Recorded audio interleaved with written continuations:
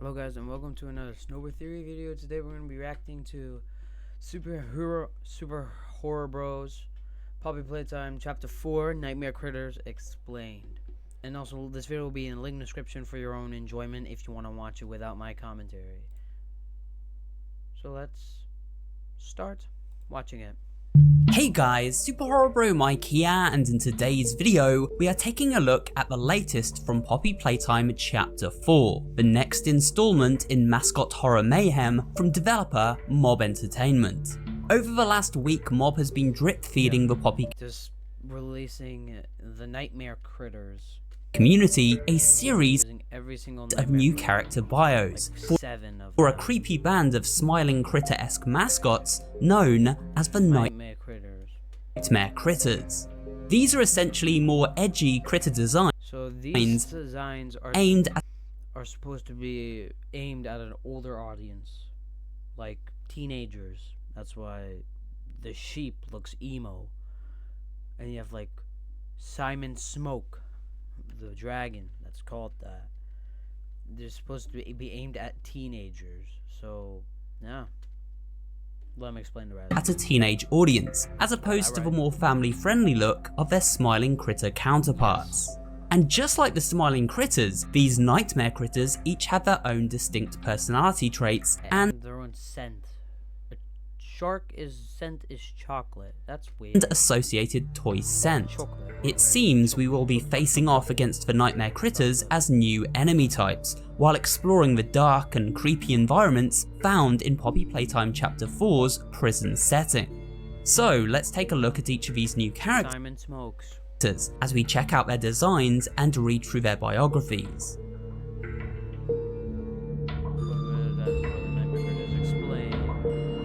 First up, we have a green alligator with a pair of crossbones around his Alistair Gator neck named Alistair. He has sharp teeth and actually a really fitting name for a crocodile, Alistair. Claws, and could potentially show up in the sewer area of Chapter 4, previously teased in the screenshots we analysed a few weeks ago. His I think on Twitter or on their website, so profile reads, Alistair's an all-round lazy guy. He's chill, sure, but if he could, he'd spend all day in the water doing pretty much nothing. He isn't a fan of the whole every crocodile put in effort and see that effort rewarded bit. He's more of a believer of the philosophy, good things have to come to me, eventually, I just need to wait around. Good luck. He's still waiting. His scent is sandalwood. Okay. Next, if you sand something, there's like wood rests that come off of it. Is that the smell? Like, I don't know. We have teenage, was that a goat sheep character with a skull around is the literal black sheep of the Nightmare Critter family, Baba Chops. We saw the in-game model for Baba in the teaser trailer for Chapter 4, where an unsuspecting dog day fell prey to her, eaten alive. Around Baba's neck is a skull pendant, signifying death. Her profile explains, this is supposed to be what? The black was this character supposed to represent depression? If it does, that's just not funny. That's literally not funny. Sheep of the people go through that every day, like me. Bunch. Baba prefers to keep her space. Like, a lot of space. Too much space. She can be distant, quiet, low energy, and it's low energy, so she just hides in a corner and waits for their prey to strike for their prey. Usually requires a lot of coaxing to get her out of a house. Luckily for her, she has some very persistent friends. She usually perks up after a while, but the next day we're right back to the same tune.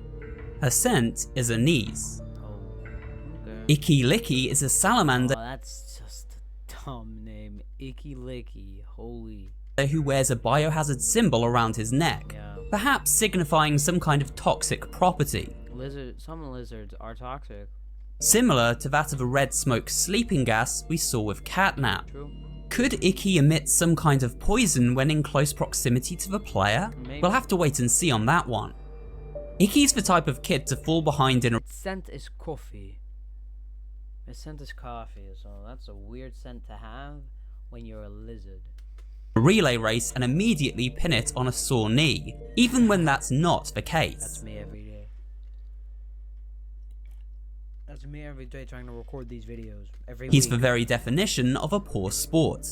Even though he's naturally talented, he's constantly challenging everyone on absolutely everything, and usually without the outcome he expects. Okay. Don't worry, he has an excuse ready. His scent is coffee. Maggie Mako is a shark. Although in place of fins, she has clawed hands and sharp, gnashing teeth, ideal for tearing flesh from her victims. Her pendant seems to be in the shape of a shark's stomach, which... So with... Let me say something. With Poppy Playtime Chapter 3, there were 2 critters still alive. Dog Day and Catnap, and Dog Day gets eaten by the small and smiling critters and dies.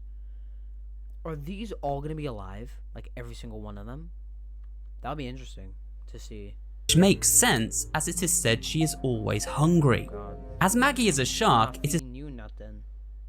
I'm gonna lose all my fingers if I put my hand near to that mouth. It's possible that along with Alistair, she is amongst the first aquatic-based enemies in the Poppy Playtime franchise, and so maybe a water-based enemy in Chapter 4 living in the sewer system. Yeah, probably. Maggie is always thinking about her belly. Chocolate? She's happiest with food in her mouth, and believe us, she's not. Food in her mouth. I want to clip that bit so bad. Picky. She loves sweets, but veggies? Yuck. Oh, God. Don't be surprised if she takes Every single teenager. Veggies, yuck. And loves sweets. Well, that's literally a child. Literally, that's literally every single child.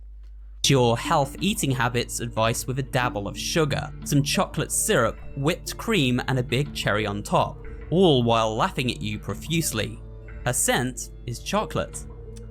Moving on from the aquatic enemy types to aerial ones, as the next two nightmare critters are both winged mascots who may have the ability to a crow, and that's a bat.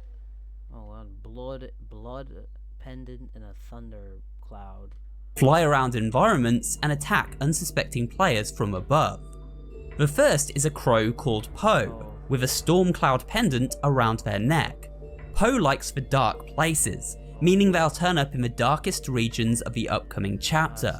They also seem to give off some strong emo vibes, as their bio reads as follows. Poe hates the sun and thinks it's a cruel trick of nature that the world needs it in the first place. Most comfortable in the dark, they spend literally any emo child. Their nights hanging around graveyards, listening to music, and feeling vaguely angry at nothing in particular. They insist it isn't a phase. Their scent, literally every emo child, every single emo kid, teenager, it's not a phase. Is cinnamon. Then we have Raby Baby, a bat with a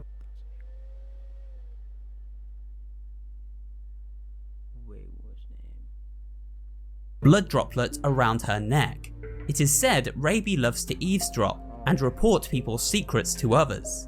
This suggests that this bat may be an alert type enemy, one who signals the player's presence to other mascots stalking them throughout the Playtime Factory if they are detected. Raby Baby couldn't keep a secret if her life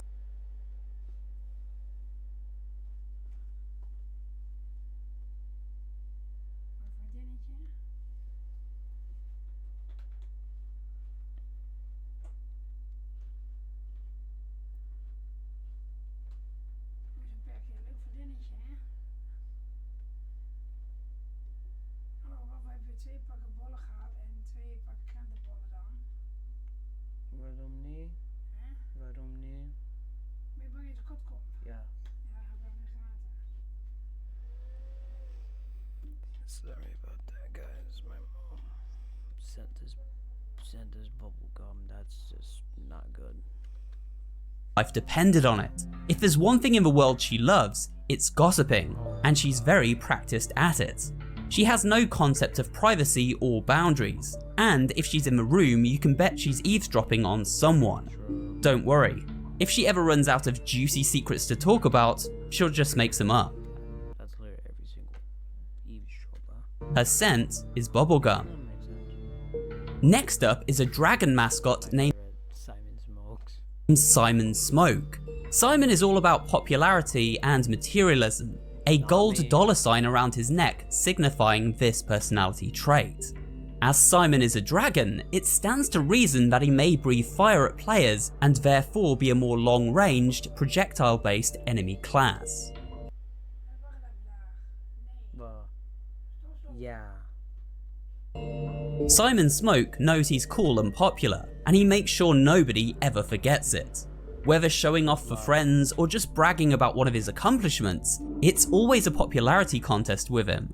Almost always he wins. In truth, he's a colossal jerk, but he does have a knack for getting away with being one. His scent is wood smoke. So, burning wood and then the smoke that comes out of it, well, that's fine. Last but by no means least, we have Tui, a rat-based mascot who is said to prove insightful commentary. Could then Tui potentially be a friendly nightmare critter? No. One who offers hints and tips to the protagonist as they navigate the horrors of the upcoming chapter. He wears a fishbone around his neck, and his profile reads as follows.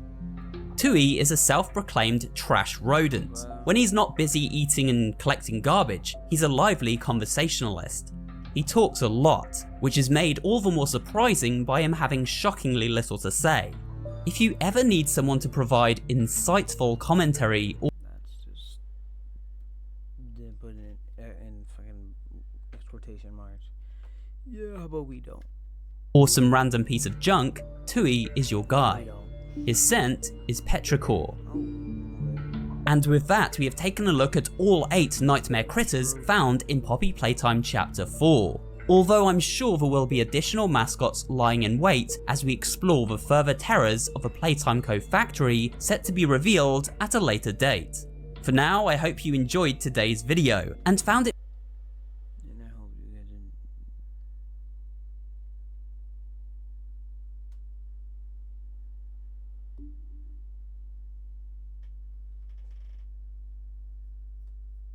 And I hope you guys enjoyed this video as well. Hit that like button and subscribe button down in the description. This video will be in the link description. You could go watch it.